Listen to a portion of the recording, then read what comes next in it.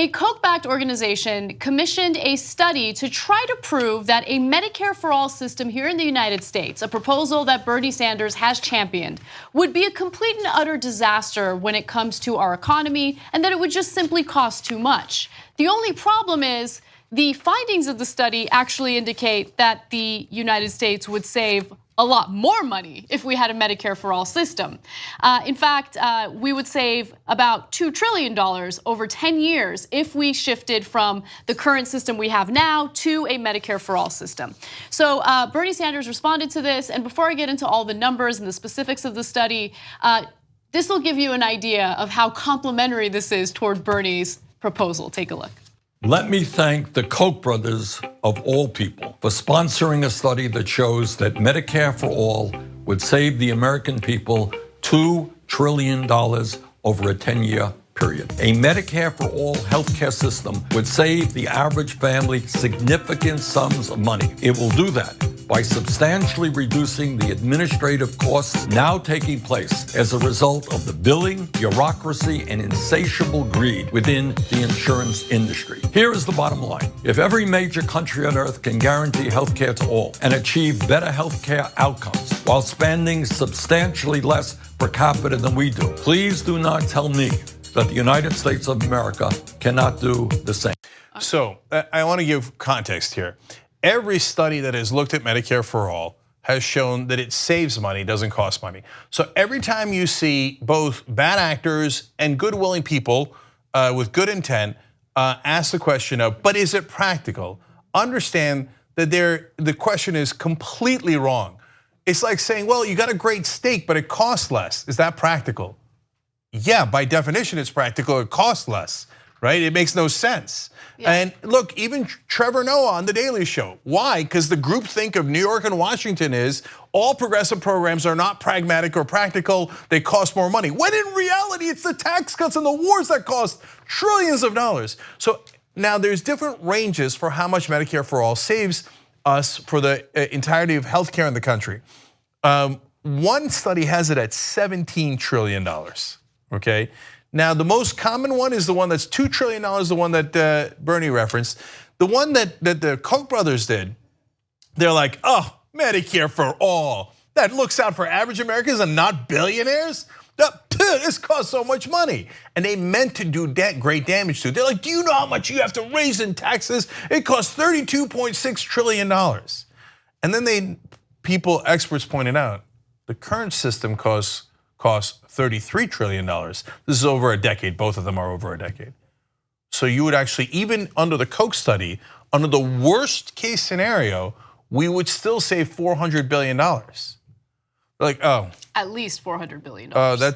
That's kind of uncomfortable. Yes, I think the 2 trillion number is the one that most of the studies are landing on, right? So I think that's a fair one to use, but it ranges from 400 billion to 17 trillion. The savings, not the extra money. Right. What we save for a better system that covers all of us. Because look, this is the thing. I think the $2 trillion figure underestimates the savings as well. And I'll give you the exact reason why I think that. So look at how healthcare is handled in Cuba. Now, I'm not saying that Cuba's perfect. However, Cuba doesn't have the resources to effectively treat people who have illnesses that have progressed, right? So as a result, Cuba has the best preventative health care of any country. I mean, it's incredible. Like, doctors go door to door and ensure that people are getting the preventative health care necessary to ensure that they don't get sick to the point where they can't help them. Now, with that said, if you have a Medicare for all system, what are people likely gonna do?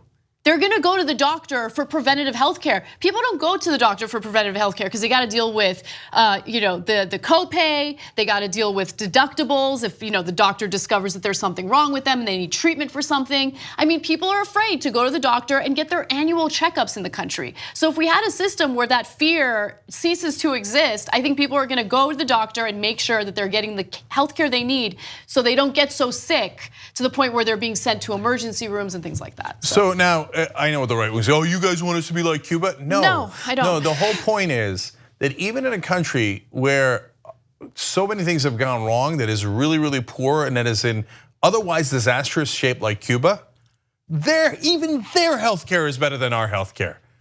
I mean, that is mind-blowing because almost everyone's healthcare is better than our healthcare. And for what? And you think, well, Cenk, Anna, you guys can't be right. How could we save money and it covers everyone and it's better healthcare and it gets better results all across the world? Something's not adding up here. So what's the catch? Well, the catch is our system is more corrupt than other systems. We allow for legalized bribery of our politicians. So what do all the healthcare companies do? Most of all insurance companies, because they would literally go out of business.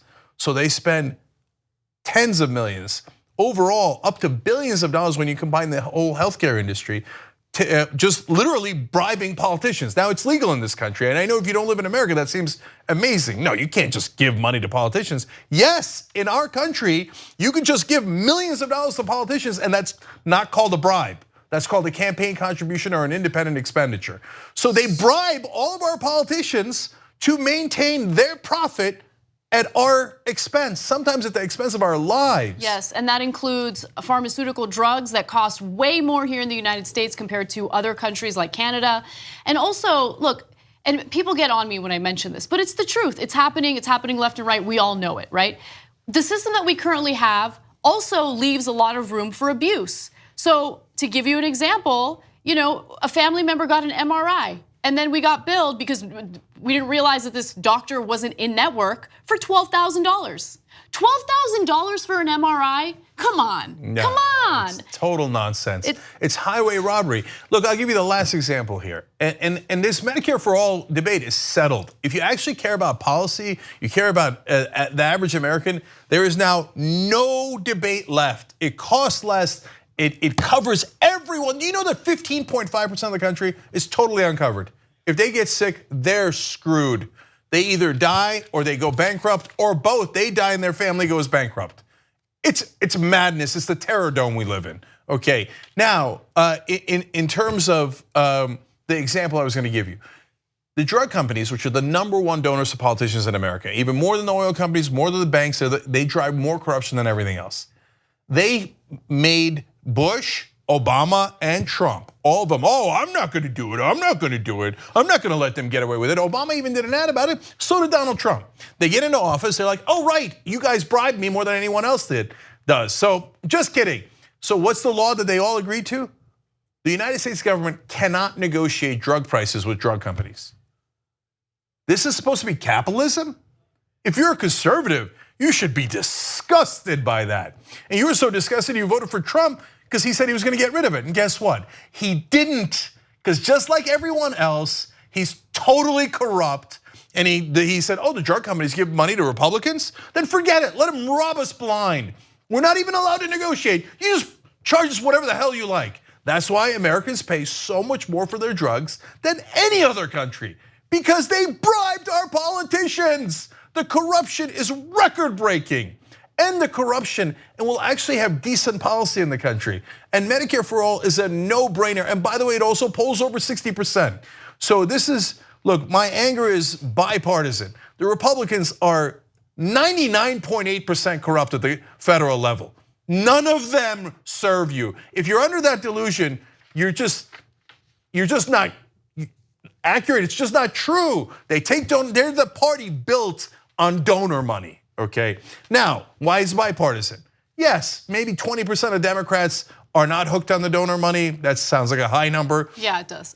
Okay, now it's growing because of Justice Democrats and Bernie Sanders, etc. Now people are saying they're not gonna take corporate PAC money. So at least there's a little base within the Democratic Party that is not corrupt. So thank God, finally, after all these years. But overall, look at Obama. He did the same goddamn thing. They even killed a public option. They did the Heritage Foundation plan and put a pretty face on it and said, voila, we fixed your health care. No, you didn't. No, you didn't. And the Democrats play along with the same exact donors, and they've also agreed to this system where we all get crushed. I'm sick of it. And by the way, the Democratic Party fights to keep money in politics harder than the Republican Party does. I know that because I founded Wolfpack. At the state level, no one fights harder for the corruption than the Democratic Party does.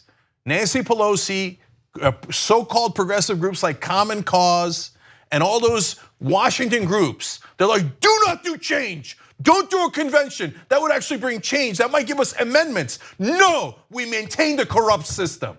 That's what the Democratic establishment is. That's what the Republican establishment is. So politically, we have to steamroll them.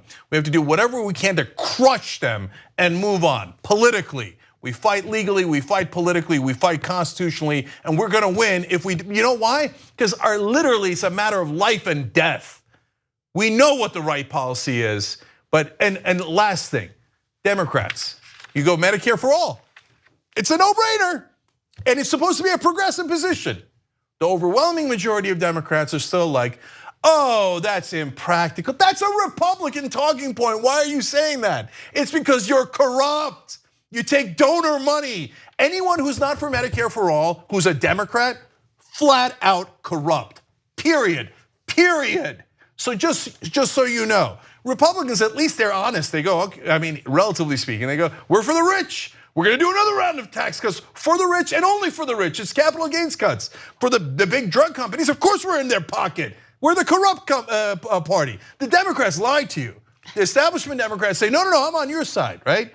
Oh, Medicare for all. No, I'm gonna help the Republicans crush that. And I'm gonna use the same talking points. Dianne Feinstein going around saying it's a complete takeover of healthcare. No, it's not. It's a takeover of healthcare insurance, not the whole industry, not doctors, not hospitals. Why are you saying that? You know why? A week later, she went to a fundraiser thrown by the health insurance companies because she's fundamentally corrupt, systemically corrupt.